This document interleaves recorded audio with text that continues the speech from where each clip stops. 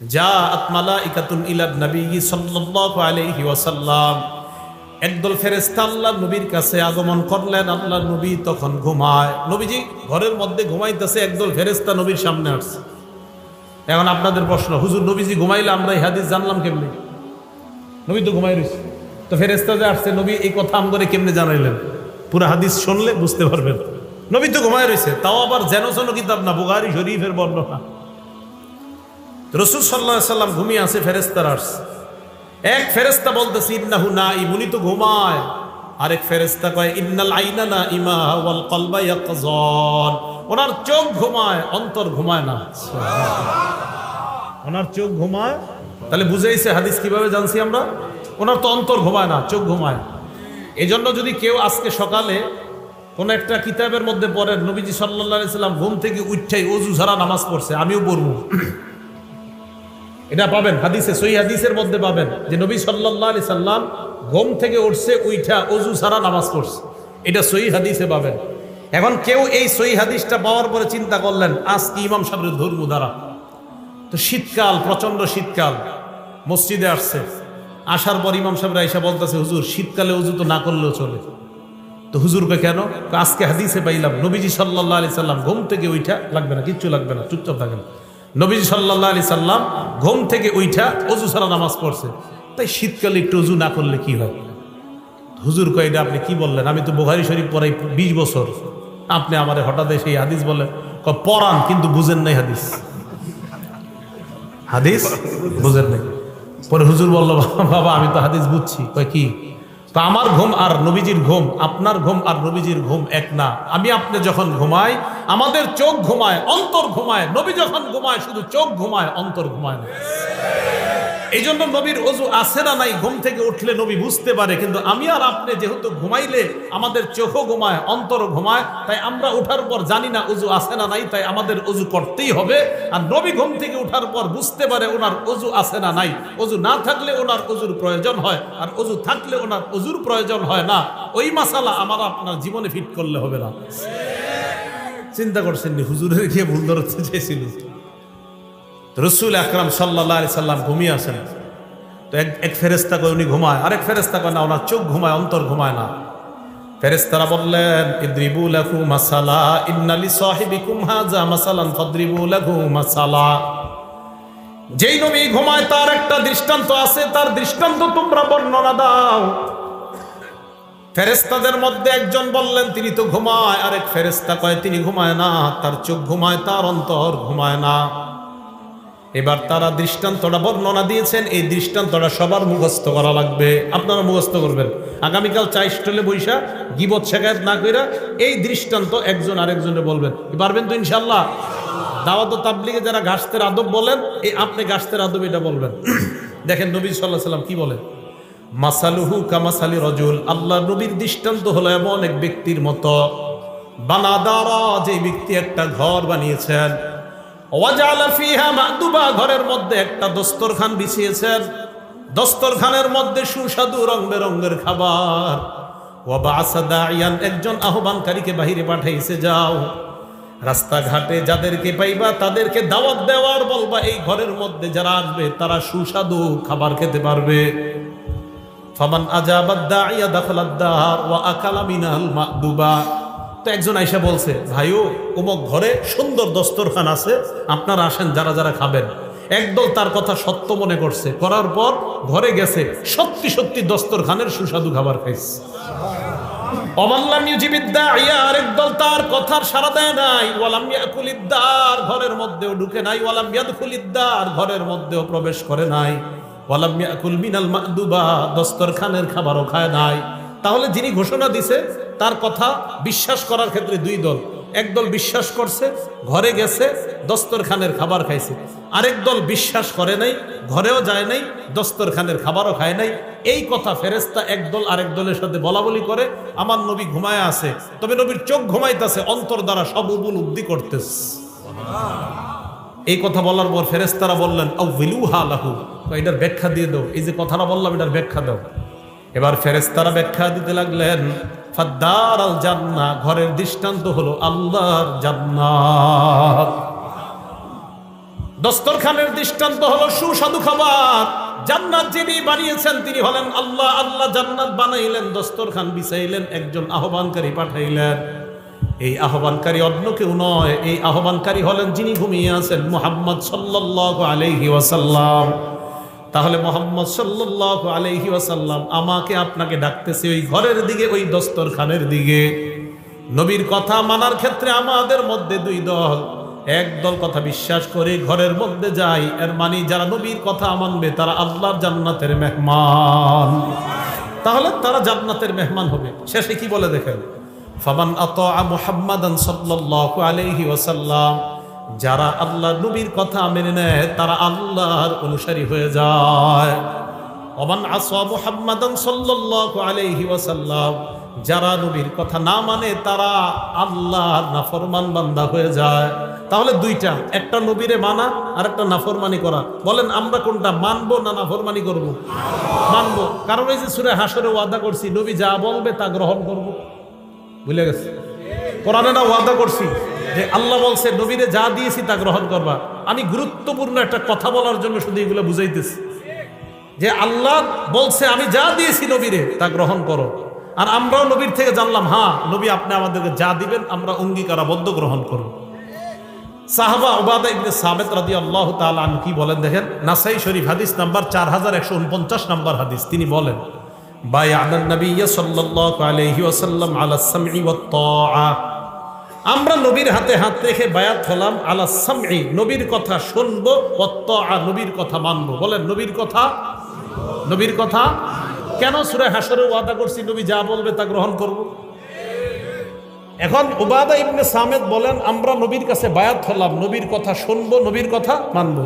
কোন ক্ষেত্রে? দেখেন কি বলে, ফিল ইউসরি ওয়াল উসরি, আমার অনুকূলে হলেও নবীর কথা মানবো, আমার প্রতিকূলে হলেও নবীর কথা মানবো। মানে আমার পক্ষে গেলেও মানবো, আমার বিপক্ষে গেলেও মানবো, কারণ কথাটা আমার নবী। ওয়াল মানশাতি ওয়াল মুকরাহ, মানশাত মানে সুখেও মানবো, মুকরাহ মানে দুঃখেও মানবো। তাহলে সুখের সময় আমার নবীকে মানবো, দুঃখের সময়ও নবীকে মানবো। এরপরে বলতেছে ওয়া আল্লা নুনাজি আল আমর আহলা, যোগ্য মানুষ যদি যোগ্যতার আসনে বসে যায় এটার বিরোধিতা আমরা করব না, এই মর্মে আমরা বায়াত হলাম। আর যদি অযোগ্য ব্যক্তি যোগ্যতার আসনে বসে যায় এটার বিরোধিতা করা ফরজ হয়ে যায়। এটা এই মর্মে বায়াত হয়েছে সাহাবারা। আর কি ওয়ান্নাকুমা বিল হক্কি হাইসু লা নাখাফু ফিল্লাহি লাওমাতা লাইম, হক কথা বলতে কখনো আমরা কাউকে ভয় করব না, এই মর্মে নবীর কাছে আমরা বায়াত হলাম। তাহলে নবীর কাছে আমরা বায়াত হলাম, নবী যা বলবে তা শুনবো এবং মানবো। কেন? সূরা হাশরে আমরা ওয়াদা করলাম, আল্লাহ বলছেন আমার নবীকে যা দিলাম তোমরা তা গ্রহণ করো। এখন নবী আমাদেরকে কি নিষেধ করছে আর কি আদেশ করছে দেখেন তো একটু। নাসাই শরীফ হাদিস নাম্বার 4161 নাম্বার হাদিস। ক্বালা রাসূলুল্লাহ সাল্লাল্লাহু আলাইহি ওয়াসাল্লাম, আল্লাহ নবী বলেন বায়ুইনি আলা আল্লা তুশরিকু বিল্লাহি শাইআ, আমার কাছে তোমরা বায়াত হও তোমরা আল্লাহর সাথে শিরিক করবে না। তাহলে ওই যে আবার কোরআনে বলছে নবী যা বলবে তা মানবো, নবী বলছে শিরিক করা যাবে না। তাহলে শিরিক করা সেজদা কাকে দিতে হয়? যদি মাজারে সেজদা দেওয়া হয় শিরিক। আর শিরিক বলেন মাজারে সেজদা দিলে সেজদা দিতে হয় কাকে? আল্লাহকে। আল্লাহ বলছে শিরিক করো না, নবীও বলছে শিরিক করো না। তো নবীর কথা কেন মানবো? আল্লাহ বলছে নবী যা দেয় এটা গ্রহণ করো। তাহলে এক নাম্বার শিরিক করো না, এই মর্মে বায়াত হও। তো আমরা বায়াত হলাম। ওয়ালা তাসরিকু, তোমরা চুরি করবে না, বায়াত হও। ওয়ালা তাজিনু, তোমরা ব্যভিচার করবে না, জিনা করবে না, বায়াত হও। জিনা কারে কয়? মানে আমাদের মাথায় একটা এসে পড়ে যে জিনা মনে হয় ওইটা। না না, সহিহ বুখারী 6612 নম্বর হাদিস। ক্বালা রাসূলুল্লাহ সাল্লাল্লাহু আলাইহি ওয়াসাল্লাম ইন্নাল্লাহা কাতাবা আলা ইবনি আদম হাজ্জাহু মিনাজ জিনা আদরাকা যালিকা লা মাহালা। সমস্ত আদম সন্তান আমি আপনি আলেম জাহেল সবাইকে আল্লাহ জিনা নামক পরীক্ষা দ্বারা পরীক্ষা করবেন। এই পরীক্ষায় সময় পড়তে হবে ফাজিনাল লিসান আল মান্তিক, জবানের জিনা হলো কথা বলা। যেই নারীর সাথে দেখা দেওয়া হারাম, এই নারীর সাথে সরাসরি কথা বলাও হারাম। সরাসরি কথা বলা মোবাইলে, এটা আসতে হইল কেন? যেই নারীর সাথে সরাসরি দেখা দেওয়া হারাম, এই নারীর সাথে সরাসরি কথা বলা মোবাইলে হ্যাঁ জোরে বলেন, মোবাইলে। তাহলে জিনাল লিসান আল মান্তিক, মুখের জিনা হলো কথা বলা। ওয়া জিনাল আইনি আন নাজরু, চোখের জিনা হলো দেখা। চোখের জিনা দেখা। ওয়ান নাফসু তামান্না ওয়া তাশতাহি, রং নাম্বারে একটা মেয়ের সাথে কথা বললেন, বলার পর বালিশে মাথা লাগিয়ে চিন্তা করতেছেন, না জানি মেয়েটা দেখতে কেমন। আল্লাহ নবী কয় অন্তরের জিনা করলা। এটা অন্তরের জিনা। এটা কিসের জিনা? অন্তরের জিনা। তো এই জাতীয় জিনা মনে হয় পুরো এলাকায়, স্মার্টফোন তো চালানি না, এটা হওয়ারও সম্ভাবনা নাই। তাহলে রাসূল সাল্লাল্লাহু আলাইহি সাল্লাম বললেন, 1 নাম্বার শিরিক করবে না, 2 নাম্বার চুরি করবে না, 3 নাম্বার জিনা করবে না। তাহলে জিনা, এগুলাও জিনা। হেঁটে হেঁটে কোনো নারীর দিকে যাওয়া পায়ের জিনা, কোনো নারীর শরীর স্পর্শ করতে যাওয়া হাতের জিনা, চ্যাটিং করা কোনো নারীর সাথে মোবাইলে, এটাও হাতের জিনা। অবৈধভাবে কোনো নারীর সাথে চ্যাটিং করা অপ্রয়োজনীয়, এটা হাতের জিনা। কিসের জিনা? হাতের জিনা। হ্যাঁ, হাতের জিনা। এই জিনার মধ্যে লিপ্ত হওয়া যাবে না। এটা রাসূল সাল্লাল্লাহু আলাইহি ওয়াসাল্লাম ওয়াদাবদ্ধ। ওয়ালা তাকতুলু আওলাদাকুম, তোমরা তোমাদের সন্তান হত্যা করবে না। ওয়ালা তাতুনা বিবুহতান তাফতারুনাহু বাইনা আইদিকুম, নিজেরা বানিয়ে মিথ্যা কথা বলবে না। আপনারা অনেক কিছু বানিয়ে বলে ফেলেন, ইমাম সাহেবের নামে বলে ফেলেন, মুয়াজ্জিনের নামে বলে ফেলেন, এলাকার একটা ভালো মানুষের নামে একটা খারাপ কথা রটায়া দিলেন। এটা করা যাবে না। নবীজি বলছেন, ওয়ালা তাসুনি ফি মারুফ, নেক কাজে তোমরা আমার নাফরমানি করবা না। তাহলে রাসূল সাল্লাল্লাহু আলাইহি সাল্লামকে আল্লাহ যা দিয়েছেন এটা গ্রহণ করা, যা থেকে নিষেধ করেছেন এটা থেকে বিরত থাকা। এখন বলেন তো, রাসূল সাল্লাল্লাহু আলাইহি সাল্লাম আমাদেরকে কয়টা জিনিস দিয়ে গেছে? 2টা। প্রথমে বলছে সব নবীরা তার উম্মতকে 2টা বিষয় বলে, ভালো গুণগুলা জানায় দেয়, খারাপ জিনিসগুলা থেকে সতর্ক করে। এখন এই ভালো আর খারাপগুলো আমরা পামু কই? বলেন, যেই জিনিসের মধ্যে পামু এই জিনিসের নাম বলেন কোরআন সুন্নাহ। বলেন কোরআন সুন্নাহ। এখন বলেন তো, নবীর যা কথা মানবো আমরা আর যা থেকে বিরত থাকবো, এটা কয় জায়গায় পাবো? 1 নাম্বার, 2 নাম্বার সুন্নাহ। মনে থাকবে তো? হ্যাঁ। ক্বালা রাসূলুল্লাহ সাল্লাল্লাহু আলাইহি ওয়াসাল্লাম, সহিহুত তারগিব একটা কিতাবের নাম, হাদিস নাম্বার 40। নবীজি বলেন, তারাকতু ফীকুম মা ইন ইতাসামতুম বিহি ফালান তাদিল্লু আবাদা, আমি তোমাদের কাছে 2টি জিনিস রেখে গেলাম, এই 2টি জিনিস যদি তোমরা আঁকড়ে ধরো কখনো তোমরা পথভ্রষ্ট হবে না। 1 নাম্বার কিতাব আল্লাহ, আল্লাহর কোরআন। 2 নাম্বার সুন্নাত রাসূলি, রাসূল সাল্লাল্লাহু আলাইহি ওয়াসাল্লামের সুন্নাত। বলেন, 1 নাম্বার আল্লাহর, 2 নাম্বার রাসূলের সুন্নাত। এখন এইগুলো আমি কেন বলতেছি? হ্যাঁ, বলার কারণ কি? বলার কারণটা হলো ইবনে মাজার 12 নাম্বার হাদিস। বলেন কিতাবটার নাম ইবনে মাজা। কোন কিতাব? হাদিস নাম্বার 12। নবীজি সাল্লাল্লাহু আলাইহি সাল্লাম বলেন, ইউশিকুর রাজুলু মুত্তাকিয়ান আলা আরিকাতি, এমন একটা জামানা আসবে যেই জামানায় মানুষ সিংহাসনের মধ্যে ভাব নিয়ে বসবে, সিংহাসনের ভাব নিয়ে বসা থাকবে। ইউহাদ্দাসু বিহাদিসিম মিন্নি, আমার হাদিস তার সামনে পেশ করা হবে। হাদিস পেশ করার পর ওই লোক বলবে, বাইনানা ওয়া বাইনাকুম কিতাবুল্লাহ, আমাদের মাঝে আল্লাহর কোরআন থাকতে হাদিসের কি প্রয়োজন? কোরআন থাকতে হাদিসের, এইটা বলার জন্য আমি এতগুলা কথা বলছি। নবীজিকে যা, নবীজি আমাদেরকে যা দিবে আমরা গ্রহণ করবো, ওয়াদা করছি। এখন হাদিস কে দিছে? আরে হাদিস কে দিছে? নবীজি। আমাদেরকে হাদিসগুলা কে দিয়েছেন? নবীজি। তো ওই পণ্ডিতের সামনে হাদিস পেশ করলে বলে আমাদের মাঝে কোরআন আছে, কোরআন থাকতে হাদিসের কি প্রয়োজন? আর আমার নবী যখন নাকি বর্তমান জামানায় কেউ বলে কোরআন থাকতে হাদিসের কি প্রয়োজন, এই কথা বলার সাথে সাথে আমি আরিফ বিন হাবিবের ঈমান আরো বেড়ে যায় আমার নবীর কথার সত্যতার প্রতি। কারণ নবী 1500 বছর আগে বলছে, তোমার মতো মূর্খের যে আরিফ আর ঘটবে যে তুমি বলবা কোরআন থাকতে হাদিসের কি প্রয়োজন, তুমি যে এরকম আসবা দুনিয়াতে, এটা নবী 1500 বছর আগে জানায়া দিছে। তাই নবীর কথার প্রতি ঈমান আরো বাইরে গেছে। তো নবীজি বলেন, এমন একটা জামানা আসবে যেই জামানায় এইভাবে মানুষ বসা থাকবে, তার সামনে হাদিস পেশ করা হলে সে বলবে কোরআন থাকতে আবার হাদিসের কি প্রয়োজন, এই কথা বলবে। আর কি যুক্তি দিবে? ফামা ওয়াজাদনা ফীহি মিন হারামিন হারামনা, কোরআনে যেটা হারাম এটাই তো হারাম। ওয়ামা ওয়াজাদনা ফীহি মিন হালালিন ইস্তাহলালনা, কোরআনের হালালকে হালাল মানলাম। আচ্ছা বলেন তো, আমরা মুসলমানরা কোরআনের হারামকে হারাম মানি কিনা? কোরআনের হালালকে হালাল মানি কিনা? তো ওই লোক যুক্তি দিয়ে আপনারে বুঝাবে কোরআনের হারামকে হারাম মানি, কোরআনের হালালকে হালাল মানি, হাদিসের কি প্রয়োজন, এই যুক্তি আপনাকে দিবে। তখন আপনি পাল্টা প্রশ্ন করবেন, ভাই কোরআনের মধ্যে আছে রুকু করো, কোরআনের মধ্যে আছে সিজদা করো, ইয়া আইয়ুহাল্লাযীনা আমানুর কাউ, হে ঈমানদারগণ তোমরা রুকু করো, ওয়াসজুদু সিজদা করো। কোরআনের মধ্যে নাই 4 রাকাত যোহর করো, এটা কোরআনে নাই। ফজর 2 রাকাত ফরজ, এটা কোরআনে নাই। আসর 4 রাকাত ফরজ, এটা কোরআনে নাই। মাগরিব 3 রাকাত ফরজ, এটা কোরআনে নাই। এশা 4 রাকাত ফরজ, এটা কোরআনে নাই। কোরআনে আছে নামাজ পড়ো, কোরআনে আছে রুকু করো, কোরআনে আছে সিজদা করো। হাদিসের মধ্যে আছে নামাজ এইভাবে পড়ো, হাদিসের মধ্যে আছে ফজর এইভাবে পড়ো। অতএব শুধু কোরআন আর শুধু হাদিস, একটা বাদ দিয়ে আরেকটা মানার নাম মুনাফিক মার্কা ঈমানদার। তাহলে কোরআন হাদিস একটা বাদ দিয়ে আরেকটা না, উভয়টা। মাশাআল্লাহ, তো বুঝে আসছে। কোরআনে আছে রুকু করো, কিন্তু কিভাবে করবেন এটা কোরআনে নাই। কোরআনে আছে সিজদা করো, কিভাবে সিজদা করবেন এটা কোরআনে নেই, এটা হাদিসে আছে। তাহলে কোরআন হাদিস উভয়টা মানতে হবে। সূরা নিসা আছে ফানকিহু মা তাবা লাকুম মিনান নিসা, নারীদের মধ্য থেকে যাদেরকে পছন্দ হয় তাদেরকে বিয়ে করো, এটা কোরআনে আছে।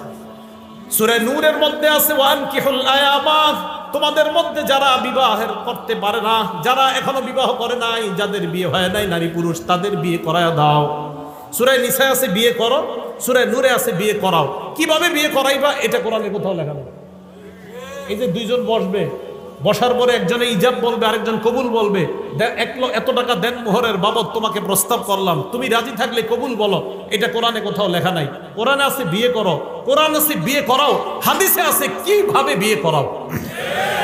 তাহলে কোরআন হাদিস না কোরআন হাদিস দুইটা, এই তো বুঝে আসছে আপনাদের।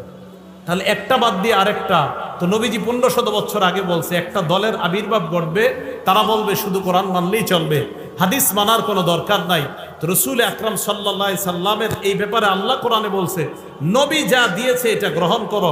বলেন আমাদের নবী আমাদেরকে শুধু কোরআন দিছে না কোরআন সুন্নাহ দুইটা দিছে? মাশাআল্লাহ, বুঝে আসছে সবার। এই জিনিস দুইটাই আমরা গ্রহণ করব, এটা রাসূল সাল্লাল্লাহু আলাইহি সাল্লাম আমাদেরকে দিয়েছেন। আর আমরা কোরআনে ওয়াদা করছি, আল্লাহ এটাই বলতেছে আল্লাযীনা ইয়ানকুদুনা আহদাল্লাহি মিন বাদি মিসাকি, যারা আল্লাহর সাথে কৃত ওয়াদা ভঙ্গ করে। আল্লাহ আমরা ওয়াদা করছি আপনার নবী যা দিবে তা গ্রহণ করব, এই ওয়াদা আমরা ভঙ্গকারী হব না। আর ওয়াদা ভঙ্গকারী হলে আমরা ফাসিক হয়ে যাব, নাউজুবিল্লাহ। কি কথা মনে থাকবে? এবার পরের অংশে যাই। আল্লাযীনা ইয়ানকুদুনা আহদাল্লাহি মিন বাদি মিসাকি, পরের অংশটা শুরু করলে কেউ উঠেন না, আল্লাহর হস্তে উঠবেন না। কারণ পরের অংশটা এমন একটা বিষয়, এটা শুনলে অনেক উঠা যায়, উঠেন না কিন্তু। হ্যাঁ, ওয়ায়াকতাউনা মা আমারাল্লাহু বিহি আইয়ুসালা, আল্লাহ যা জোড়া লাগাইতে আদেশ করে তারা তা ছিন্ন করে। ফাসিকদের দ্বিতীয় পরিচয় দিচ্ছে আল্লাহ, আল্লাহ যা জোড়া লাগাইতে বলে তারা সেটা ছিন্ন করে। আল্লাহ জোড়া লাগাইতে বলে আত্মীয়তার সম্পর্ক, এটা তারা ছিন্ন করে। কিসের সম্পর্ক? কিসের? রক্তের সম্পর্ক, আত্মীয়তার সম্পর্ক। বলেন রক্তের সম্পর্ক, আত্মীয়তার সম্পর্ক। সহিহ বুখারী হাদিস নাম্বার 5983 নাম্বার হাদিস। এক ব্যক্তি রাসূল আকরাম সাল্লাল্লাহু আলাইহি সাল্লামের কাছে আসছে, আসে বলে আখবিরনি বিআমালিন ইউদখিলুনিল জান্নাহ, ইয়া রাসূলুল্লাহ এমন কিছু আমল আমাকে বলেন যে আমলটা করলে আমি আল্লাহর জান্নাতের মেহমান হয়ে যাব। এই প্রশ্ন করার পর সাহাবারা বললেন ফাকালাল কওম মালাহ মালাহ, সাহাবারা বললেন এই লোকটার কি হইল, এই লোকটার কি হইল, কি প্রশ্ন করে? এমন আমল বলেন যে আমল করলেই জান্নাতে যাব, লোকটার কি হলো? নবীজি বলে আরে থামো, অরবুল মালাহ, লোকটার প্রয়োজনীয়তা আছে তাই জিজ্ঞাসা করছে। নবী বললেন 4 আমল করবা, মরলেই জান্নাতি হবা। কয় আমল? 1, তা'বুদুল্লাহ লা তুশরিকু বিহি শাইআ, শিরিক মুক্ত ইবাদত করবা। কি মুক্ত ইবাদত? শিরিক। ওলামায়ে হযরতদের কাছে আবদার করব, মানুষের পায়ে ধরে ধরে বুঝান ভাই শিরিক করেন না। আমাদের হাজারো মুসলমানরা নামাজ পড়ে 5 ওয়াক্ত, কিন্তু সে যে শিরিক করে সে জানেও না। বিভিন্ন দিন আসলে, বিভিন্ন মাস আসলে, বিশেষ করে রজব মাস আসলে, কোন মাস? আরে কোন মাস? সামনে তো এই পদ্মা ব্রিজ না, তো পদ্মার এই পাশে কিছুটা গ্রান আছে, আর ওই পাশে তো মাশাআল্লাহ কঠিন গ্রান। গ্রান মানে গন্ধ, বেদাতের গন্ধ। বেদাতের তো গ্রান হয় না, গন্ধ। কি হয়? গন্ধ। তো দেখেন 1 নাম্বার তা'বুদুল্লাহ, আল্লাহর ইবাদত করবা, শিরিক করা যাবে না। 2 নাম্বার তুকিমুস সালাহ, সালাত কায়েম করবা। 3 নাম্বার তুতিজ যাকাত, যাকাত আদায় করবা। 4 নাম্বার তাসিলুর রহিম, আত্মীয়তার সম্পর্ক জোড়া লাগাইবা, রক্তের সম্পর্ক জোড়া লাগাইবা। মারা যাইবা, আল্লাহ পাক তোমাকে জান্নাতের মেহমান বানায়া দিবেন। তাহলে 4 নাম্বার রক্তের সম্পর্ক, 4 নাম্বার আত্মীয়তার সম্পর্ক। এটা আল্লাহ আদেশ করছে জোড়া লাগাইতে, এটা ছিন্ন করার আদেশ করে নাই। সহিহ বুখারী হাদিস নাম্বার 5984 নাম্বার হাদিস। এই হাদিসের মধ্যে আসছে ক্বালা রাসূলুল্লাহ সাল্লাল্লাহু আলাইহি ওয়াসাল্লাম লা ইয়াদখুলুল জান্নাতা কাতিউন, আত্মীয়তার সম্পর্ক ছিন্নকারী জান্নাতে প্রবেশ করবে না। রক্তের সম্পর্ক ছিন্নকারী জান্নাতে প্রবেশ করবে না।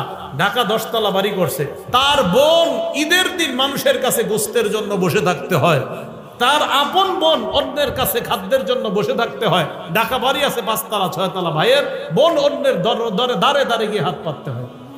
আল্লাহ পাক রব্বুল আলামিন বলছে সম্পর্ক জোড়া লাগাও, রক্তের সম্পর্ক জোড়া লাগাও। এটা ছিন্ন করে যারা, তারা ফাসিক। সহিহ বুখারী হাদিস নাম্বার 5985 নাম্বার হাদিস।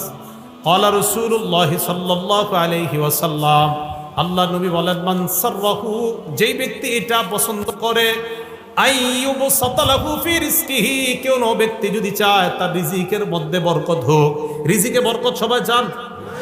2 নাম্বার ওয়ায়ুনসালাহু ফি ইসরিহি বা আসরিহি, কেউ যদি চায় তার হায়াতে বরকত। বলেন কয় জিনিসে বরকত? রিজিকে, হায়াতে। বলেন রিজিকে। যদি এই 2 জিনিসে কেউ বরকত চায়, নবী বলেন ফালইয়াসিল রহিমা, সে যেন রক্তের সম্পর্ক জোড়া লাগায়, আল্লাহ তার রিজিকে এবং হায়াতে বরকত দান করবেন। বলেন রিজিক আর হায়াতে বরকত দানের কয় উপায়? মানে না, উপায় একটা। রিজিক আর হায়াতে বরকত হবে একটা আমল করলে, রিজিক আর হায়াতে ভরপুর বেশি বরকত হবে একটা আমল করলে, সেটা হলো রক্তের সম্পর্ক জোড়া লাগাইলে। রক্তের সম্পর্ক জোড়া লাগাইলে রিজিকে বরকত হবে, হায়াতে বরকত হবে। এটা আজীব হাদিস শুনেন, সহিহ বুখারী হাদিস নাম্বার 5987 নাম্বার হাদিস। ইন্নাল্লাহা খালাকাল খালকা, আল্লাহ সৃষ্টি বানাইলেন, আসমান জমিন বানাইলেন। বানানোর পর হাত্তা ইদা ফারাগা মিনাল খালকি, আল্লাহ যখন সৃষ্টি থেকে অবসর হলেন, দেখেন কি কামাতির রহিম, রক্তের সম্পর্কটা আল্লাহর সামনে দাঁড়ায় গেছে। আরে আমি আপনারা কিন্তু সম্পর্কটা এটা কেমনে দাঁড়াইছে আল্লাহ জানে, দাঁড়াইছে। দাঁড়ানোর পর আল্লাহকে বললেন, আল্লাহ হাজা মাকামুল আইজি বিকা মিনাল কাতিআ, আল্লাহ রক্তের সম্পর্ক যারা ছিন্ন করে তাদের থেকে পানা চাওয়ার আপনি তো শ্রেষ্ঠ জায়গা, তাই আমি আপনার সামনে দাঁড়াইলাম। আল্লাহ বললেন, আমা তারদাইনা আন আসিলামান ওয়াসালাক, তুমি কি সন্তুষ্ট না যারা তোমাকে রক্ষা করবে? আমি ওয়াদা করলাম, আমি আল্লাহ তাদেরকে রক্ষা করার ওয়াদা করলাম। রক্তের সম্পর্ককে আল্লাহ বললেন, ভাই ভাইকে যদি সম্পর্ক রক্ষা করে, ভাই বোনের সম্পর্ক যদি রক্ষা হয়, রক্ত আর আত্মীয়তার বন্ধন যদি রক্ষা হয়, আমি আল্লাহ ওই ব্যক্তিকে রক্ষা করব। এরপরেরটা কি কইছে? ওয়া আকতাআ মান কাতাআক, তোমাকে যারা ছিন্ন করবে আমি আল্লাহ তাকে ছিন্ন করব। আত্মীয়তার সম্পর্ক যে ছিন্ন করবে আমি তাকে ছিন্ন করব। আল্লাহ আমাদের সকলকে আত্মীয়তার সম্পর্ক জোড়া লাগানোর তৌফিক দান করেন। অনেকে প্রশ্ন করে, হুজুর আমার আত্মীয় যদি আমার সাথে খারাপ ব্যবহার করে আমি কি করব? করে না? জবাব আসতেছে, আগে শোনেন। সহিহ বুখারী হাদিস নাম্বার 5990 নাম্বার হাদিস। ক্বালা রাসূলুল্লাহ সাল্লাল্লাহু আলাইহি ওয়াসাল্লাম, আল্লাহ নবী বলেন, ওয়ালাকিন লাহুম রাহিমুন আবুল্লু বিবালালিহা, নবীজি বলেন আত্মীয়তার সম্পর্কের একটা রস আছে। আত্মীয়তার সম্পর্কের যে রস, এই রসের মাধ্যমে আত্মীয়তার সম্পর্ককে আমি প্রাণবন্ত করে রাখি, সজীব করে রাখি। রক্তের সম্পর্ককে আমি সজীব করে রাখি, প্রাণবন্ত করে রাখি সব সময়। এবার প্রশ্নের উত্তর নেন। যারা বলেন, হুজুর আমার বোন তো আমার সাথে কথা বলে না, আমার ভাই আমার সাথে কথা বলে না, আসেনি এই অভিযোগ। হ্যাঁ, এখন তাদের অভিযোগের জবাব নবীজি দিয়ে দিছে, আমি কি দিব? সহিহ বুখারী হাদিস নাম্বার 5991 নাম্বার হাদিস।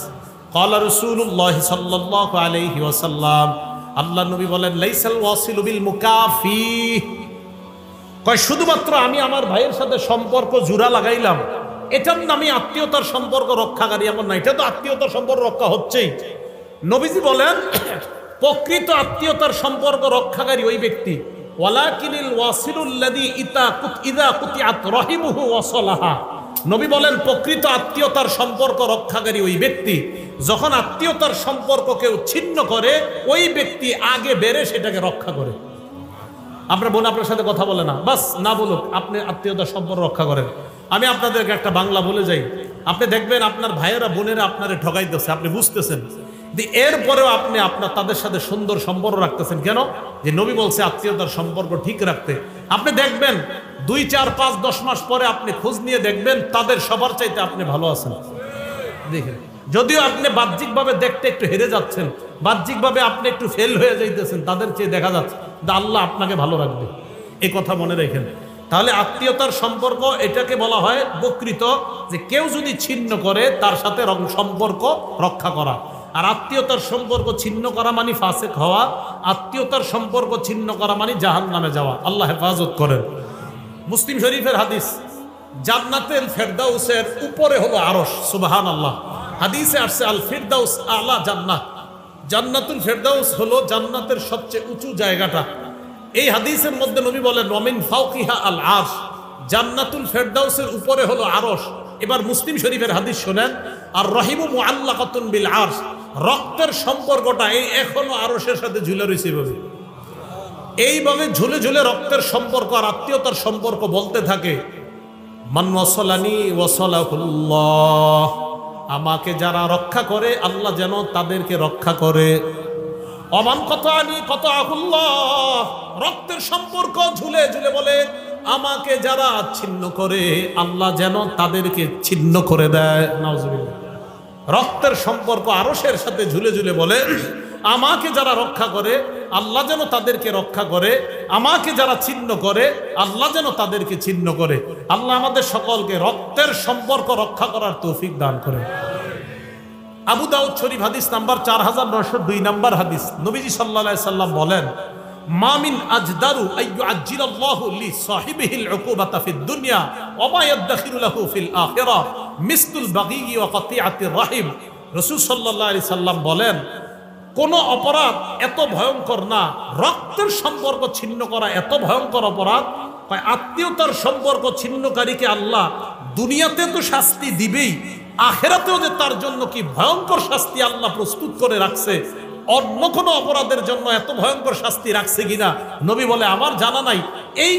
এই অপরাধের জন্য আল্লাহ যেই পরিমাণ শাস্তি আল্লাহ প্রস্তুত করে রাখছে।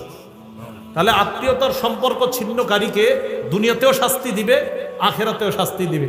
আবু দাউদ শরীফের হাদিস, সহিহ বুখারী হাদিস নাম্বার 6138 নাম্বার হাদিস। বলেন আল্লাহরে বিশ্বাস করি কারা কারা?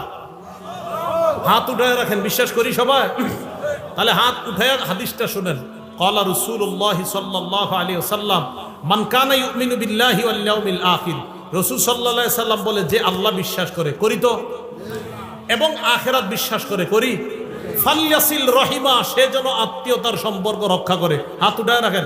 আত্মীয়তার সম্পর্ক রক্ষা করা মানে আল্লাহরে বিশ্বাস করা, আত্মীয়তার সম্পর্ক রক্ষা করা মানে আখিরাত বিশ্বাস করা।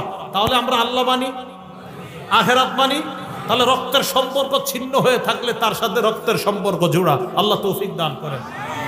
ভাই কথা বলে না, আপনি আগায় কথা বলবেন। বোন কথা বলে না, আপনি আগায় কথা বলবেন।